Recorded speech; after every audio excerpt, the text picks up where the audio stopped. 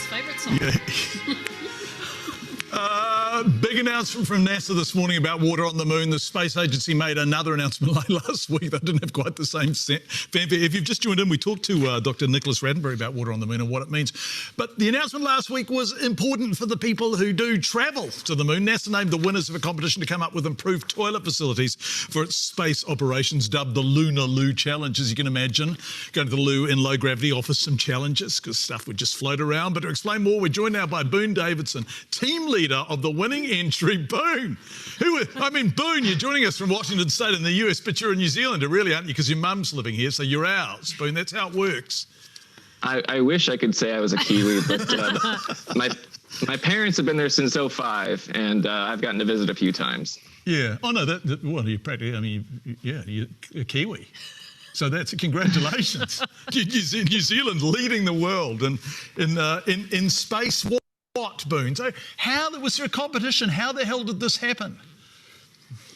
Well, NASA often does these sort of public challenges to the general public just to get outside the box ideas that maybe their engineers didn't think of. And this was one of the many ones that I saw pop up on an article and thought it'd be interesting, and reached out to an astronaut to get a little help and put a team together and put a design together, and NASA liked it. Yeah, outside the box is an excellent use of phrase, because the problem is in a zero gravity environment, that's where everything goes, right? It doesn't go into the box at all. It would just sort of float around, right?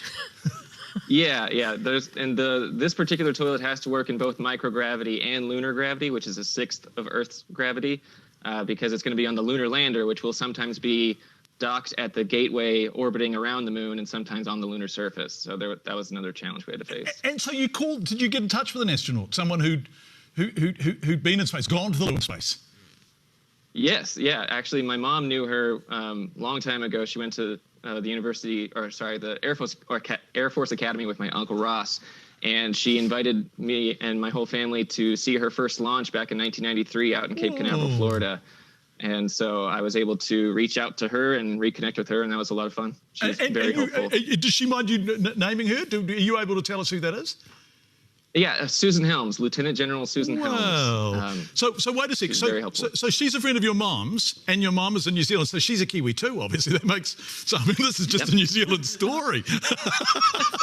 So Boone, what did you come up with? How does the design work, and what makes it different and better? Yeah, so the simplest way to describe the TH.R.ONE, which is the Translunar Hypercritical Repository 1, the best way to describe it is we put a seat on top of a Dyson ring fan, if you're familiar with those, that blows through just a big open ring. There's no exposed blades to it. And that blows air down into a diaper genie, essentially. And with those elements combined and a little bit of tweaking, it's not exactly a diaper genie, it's not exactly a Dyson ring fan, but it allows us to pull air down and pull waste down right below the seat, rather than what current space toilets do, which is suction at the bottom. And it's a little more localized of a force when it's right below the seat versus down at the bottom. So we think it could be more effective than suction.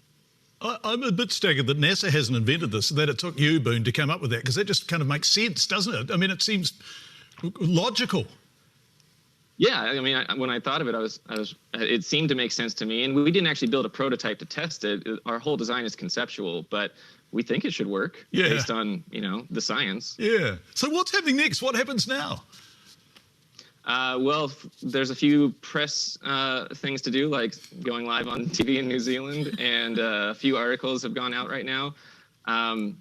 I don't think we actually get to be involved in the development of the TH.R.ONE into its final product that will be in the lunar lander, but I'll get to follow along with that and see where it goes, and maybe I can even leverage this win into a job in the space industry. So Boone, it will. So this is happening now. So if the prototype works, this will be in the lunar lander. This is going to happen. Yeah. I mean, at least some elements of it might end up. I mean, if I'm lucky, the whole thing will be a perfect design that makes it all the way to the final product. But it may end up just being that some elements worked out better than others, and parts of our ideas will make it to the moon.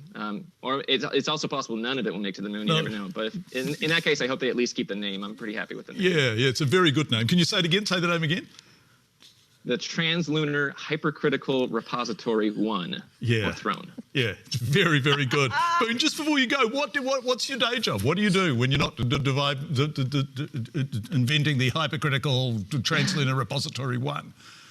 I'm an engineer. I work in construction management in the power industry up here in Washington State. Well, you're a very fine New Zealander, Boone. Do you want to do a shout out to your mum, because she's not far from us here. She's just over the Harbour Bridge.